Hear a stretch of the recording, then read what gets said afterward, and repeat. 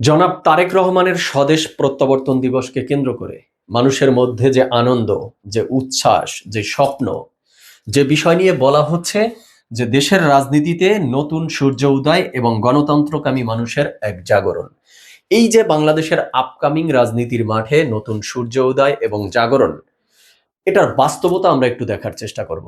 তারেক রহমানের দেশে আসা, তার সংবর্ধনা নেয়া, সেখানে তার বক্তব্য, তার মধ্য থেকে আমরা কি কি পেলাম বা কি কি আস্থা অর্জন করলাম, এই বিষয়গুলো একটু দেখি।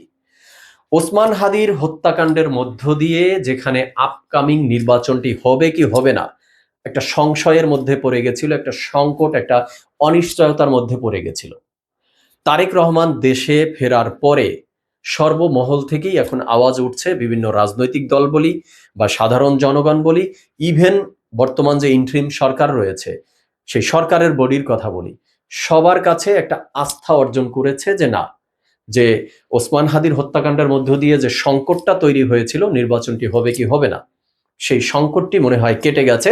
নির্বাচনটি সঠিক সময়ই হবে এমন একটা আস্থা অর্জন করেছে। যেমন আমরা দেখেছি এই সরকারের পক্ষ থেকে বলা হয়েছে তারেক রহমান দেশে ফেরায় রাজনৈতিক শূন্যতা পূরণ হবে।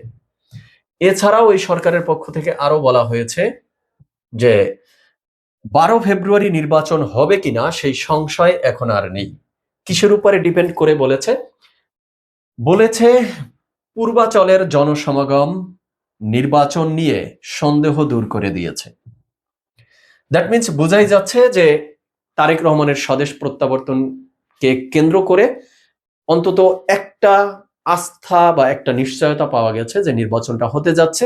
নির্বাচনের পরে এই ইন্ট্রিম সরকার একটা গণতান্ত্রিক ওয়েতে নির্বাচিত সরকারের হাতে ক্ষমতা হস্তান্তর করতে যাচ্ছে, আর আমরা দেশবাসী একটা নির্বাচিত সরকার পেতে যাচ্ছি। তো চলুন তারেক রহমানের বক্তব্যের মধ্যে আমরা কি কি পেলাম সেটা একটু তথ্যচিত্রের মাধ্যমে দেখার চেষ্টা করি। তিনি বলেছেন হিংসা বিদ্বেষ ভুলে শান্তি ও ন্যায় ভিত্তিক সমাজ গড়তে হবে। এরপরে বলেছেন যে নবী সাল্লাল্লাহু আলাইহি সাল্লামের ন্যায়পরায়ণতার আদলে দেশ গড়ব, আমরা নিরাপদ বাংলাদেশ গড়ে তুলতে চাই। এরপরে ওসমান হাদির সম্পর্কে তিনি কথা বলেছেন।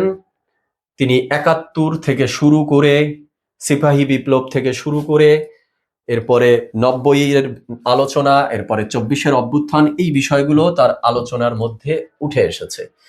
এছাড়া যেটা দেখেছি খুবই গুরুত্বপূর্ণ বিষয় তার বক্তব্যের মধ্যে, সেটা হলো যে কোনো উস্কানির বিরুদ্ধে আমাদের শান্ত থাকতে হবে। দ্যাট মিনস দেশে এখন যে পরিমাণে মব সন্ত্রাস চলছে, যে জলজন্ত মানুষকে জ্বালিয়ে পুড়িয়ে দেয়ার মতো মব সন্ত্রাস চলছে, এক একটা প্রতিষ্ঠানের উপরে অগ্নিসংযোগ চলছে, জ্বালিয়ে পুড়িয়ে দিচ্ছে। তো এই যে মব সন্ত্রাস, এই যে উস্কানি, এর বিরুদ্ধে তিনি সবাইকে শান্ত থাকতে বলছে। সুন্দর কথা বলেছেন।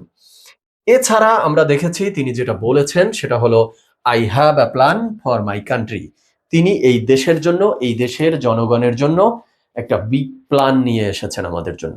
তো সেই প্ল্যান কি সেগুলো হয়তো টুডে অর টুমোরো আমরা আস্তে আস্তে দেখতে পাবো।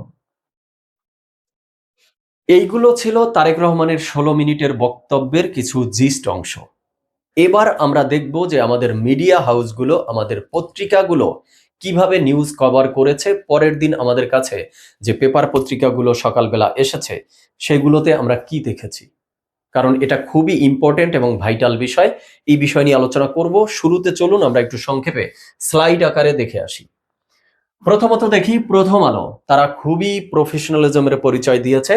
তারা এখানে তারেক রহমানকে লিড নিউজে রাখলেও অন্যান্য গুরুত্বপূর্ণ অনেক নিউজ স্থান পেয়েছে। বাট পরে আরেকটা নিউজ পেপার দেখি, সেটা হলো মানব জমিন। অবস্থাটা দেখেন, মনে হচ্ছে দেশে আর কোনো ঘটনা ঘটেনি।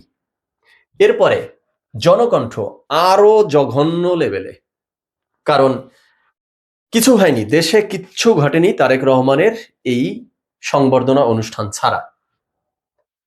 ডেইলি স্টারকে আমি একদম টপ লেভেলের প্রফেশনালিজম বলবো, কারণ তারা লিড নিউজে তারেক রহমানকে রাখলেও এখানে গুরুত্বপূর্ণ একটা নিউজ তাদের স্থান পেয়েছে, যেটা নিয়ে আমি গতকালকে কথা বলেছিলাম।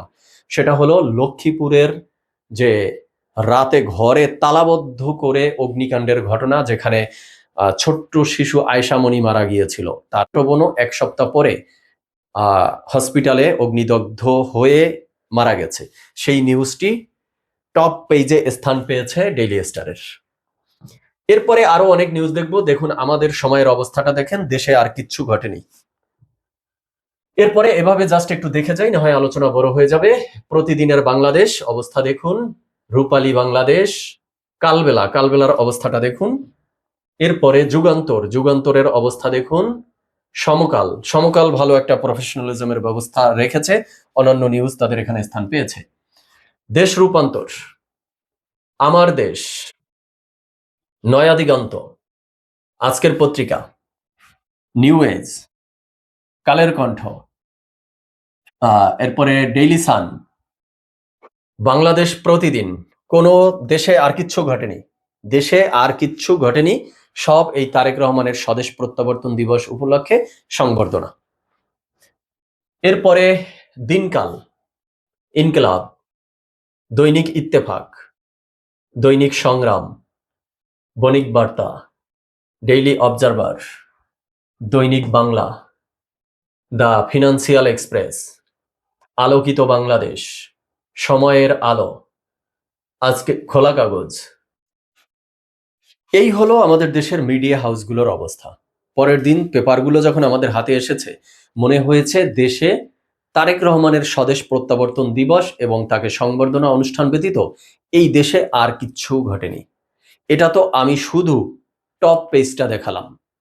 10-12 পৃষ্ঠার একটা পত্রিকার এই টপ পেজ, লাস্ট পেজ এবং ভিতরের অধিকাংশ পেজে অনেক প্রতিষ্ঠানের পত্রিকায় যেটা করেছে, শুধু তারেক রহমানের অ্যালবাম দিয়ে ভরিয়ে রেখেছে, যেটা মানে অবাক হওয়া ছাড়া, আতঙ্কিত হওয়া ছাড়া এর মধ্যে আমি আর কিছু দেখছি না। মানে রীতিমতো তেলের ড্রাম নিয়ে বসেছে তারা তেল দেওয়ার জন্য। এবার আসি দর্শক শ্রোতা, ডিরেক্ট হিট দ্য পয়েন্টে। Hit the point number 1, Tarique রহমানের 16 মিনিটের বক্তব্যের মধ্যে আমরা কি পেলাম এবং কি পেলাম না। আমরা পেয়েছি 1971 সালের মুক্তিযুদ্ধ, সেখান থেকে 90, 24-এর অভ্যুত্থান, হাদিকে নিয়ে আলোচনা। আমরা এখানে পেয়েছি হিন্দু, মুসলিম, বৌদ্ধ, খ্রিস্টান সকল ধর্মের মানুষ নিয়ে আলোচনা। আমরা এই বক্তব্যের মধ্যে পেয়েছি পাহাড়ি মানুষ, সমতলের মানুষ নিয়ে আলোচনা। আমরা এখানে পেয়েছি দেশের মানুষ, দেশের পরিকল্পনা, দেশকে ভালোবাসা বা দেশকে সামনে এগিয়ে নিয়ে যাওয়ার জন্য তার প্ল্যান, পরিকল্পনা, এই বিষয় নিয়ে। আর আমরা পাইনি কি, সেটা হয়েছে বাবা কি করেছে, মা কি করেছে, আমাদের কি অবদান আছে, আমি কি করেছি, আমি কি জীবনে উল্টিয়ে ফেলছি। এই যে আমিত্ব, আমরা, আমাদের পরিবার কেন্দ্রিক, এই বিষয়গুলো তার বক্তব্যের মধ্যে ছিল না। তার বক্তব্যের মধ্যে আর পাইনি কোনো প্রতিহিংসা, প্রতিশোধের ইঙ্গিত পাইনি। 17 বছর কেন দেশের বাহিরে ছিল, তার উপরে কি অত্যাচার নির্যাতন হয়েছে, তার ভাইকে কিভাবে হারিয়েছে, তার মায়ের উপরে কি অত্যাচার নির্যাতন জুলুম করা হয়েছে, তার বাবার স্মৃতি বিজড়িত বাড়ি থেকে তাদেরকে নামিয়ে দেয়া, এই সকল কোনো প্রতিহিংসা, প্রতিশোধের আলোচনা তার বক্তব্যের মধ্যে ছিল না। এক কথায় তারেক রহমানের 16 মিনিটের বক্তব্য আমার কাছে মনে হয়েছে একটা ঐতিহাসিক বক্তব্য। এবার হিট দ্য পয়েন্ট নাম্বার 2, এই যে তেলের ড্রাম মিডিয়া হাউসের কথা বললাম, মিডিয়া হাউসগুলো না পারে তারেক রহমানকে নিয়ে পুরো 10 থেকে 12 পৃষ্ঠা সব ছাপিয়ে দেয়, অধিকাংশ। আমি বিশেষ করে স্যালুট জানাই প্রথম আলো এবং ডেইলি স্টারকে। যেই প্রথম আলো ডেইলি স্টারকে দিল্লির প্রোডাক্ট, এই প্রোডাক্ট, ওই প্রোডাক্ট বলে কিছুদিন আগে তাদের প্রতিষ্ঠানে আগুন ধরিয়ে দেওয়া হলো বা তাদের প্রতিষ্ঠানের বিরুদ্ধে যে মব সন্ত্রাস করা হলো, অথচ তারা এই সময়ে এসেও প্রফেশনালিজম ধরে রেখেছে। তাদের টপ পেজে হেডলাইন, শিরোনাম তারেক রহমানকে নিয়ে করেছে, দ্যাটস এনাফ। কিন্তু দেশে আরো গুরুত্বপূর্ণ অনেক তথ্য তাদের হেডলাইনে স্থান পেয়েছে। আর অধিকাংশ নিউজ পেপারে কি দেখলাম, স্মুথলি তৈলমর্ধন করতেছে তারা, একদম স্মুথলি। তো এই জায়গায় এসে আমি প্রত্যাশা করব, আমি চাই যে তারেক রহমানের নজরে এগুলো আসুক এবং তারেক রহমান এই জিনিসগুলোকে ভালোভাবে নিয়েছে না খারাপভাবে নিয়েছে সেটার একটা ওনার মনোভাব উনি প্রকাশ করুক, বা এই মিডিয়া হাউসগুলোকে উনি কোনো নির্দেশনা দিক। তাহলে মনে হয় সামনের দিনগুলিতে ওনার উপরে তৈলমর্ধনের জন্য যারা নেমেছে তারা হয়তোবা একটু অবস্থানটা টের পাবে বা বুঝতে পারবে তাদের কি করা উচিত, কি করা উচিত না। এবার আসি hit the point number 3। Tarique Rahman দেশকে এগিয়ে নিয়ে যাওয়ার জন্য দেশের মানুষকে নিয়ে তার যে প্ল্যান, তার যে পরিকল্পনা, তার যে বক্তব্যগুলো সামনে এসেছে, প্রশংসনীয়, প্রশংসার দাবি রাখে। বাট কথায় তো অনেক কিছুই বলা যায়, বাস্তবতা তো কাজে দেখা যাবে, তাই না? কিন্তু প্রোগ্রাম শেষে কিছু কিছু কাজ নিয়ে আমি রীতিমতো হতাশ। সেই কাজগুলো কি কি যদি আমরা একটু দেখার চেষ্টা করি। আমরা দেখেছি যে 300 ফুটে এত বড় একটা সমাবেশ শেষে সেখানে ময়লা আবর্জনায় ভরপুর ছিল, সেখানের অনেক গাছ ভাঙচুর হয়েছে।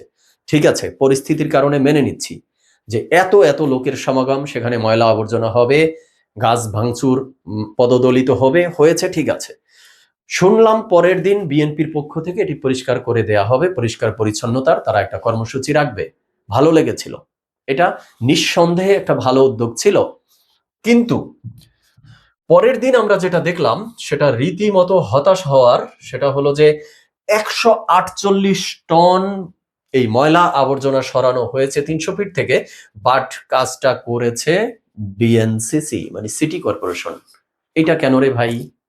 তার মানে বিএনপির পক্ষ থেকে যে কর্মসূচিটা রাখা হয়েছিল সেটা কি সেই পূর্বের রাজনীতির ন্যায় ফুটেজ খোরের চিন্তা ভাবনা, যে যাব নিজেরাই ময়লা ফেলবো, সেটা ময়লা ঝাড়ু দেব, ছবিতে তুলে নিব, মানে সেই চিরাচরিত নিয়মই কি ফিরে আসতেছে নাকি? তাহলে তারেক রহমানের এই যে বক্তব্য, বা তারেক রহমানের দেশকে সাজানো, দেশের মানুষ নিয়ে তার থিঙ্কিং, টোটালি যে একটা পজিটিভ থিঙ্কিং এসেছিল, তো সেগুলোর কাজে তো পরিণত করতে দেখলাম না। অথবা আমার আরেকটা প্রশ্ন হলো যে ডিএনসিসি সিটি কর্পোরেশন কর্তৃপক্ষ পরিষ্কার পরিচ্ছন্ন মানে কর্মচারী যারা আছে তাদেরকে দিয়ে কাজ করাবে, ঠিক আছে, কিন্তু তাহলে কি তাদের ওই দিনের যে পারিশ্রমিক সেটা কি বিএনপির পক্ষ থেকে দিয়ে দেওয়া হয়েছে সিটি কর্পোরেশনকে? এমন কোনো নিউজ কিন্তু পাইনি। তো এই জায়গাটায় চরম হতাশ হয়েছি। আরেকটা বিষয় সামনে এসেছে, সেটা হলো তারেক রহমানের দেশে ফেরার দিনে 4 ঘন্টা টোল দিতে হয়নি এলিভেটেড এক্সপ্রেস ওয়েতে। কিন্তু কেন?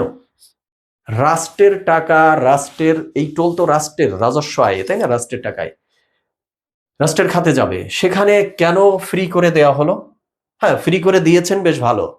তো বিএনপি কি এই 4 ঘন্টায় যত টাকা হতো, যত টাকা রাষ্ট্রের আয় হতো, এই টাকা কি বিএনপি দিয়ে দিয়েছে নাকি? যদি দিয়ে দেয় তাহলে আমার আর কোনো সে নেই, বাট এই ধরনের কোনো নিউজ এখন পর্যন্ত পাইনি।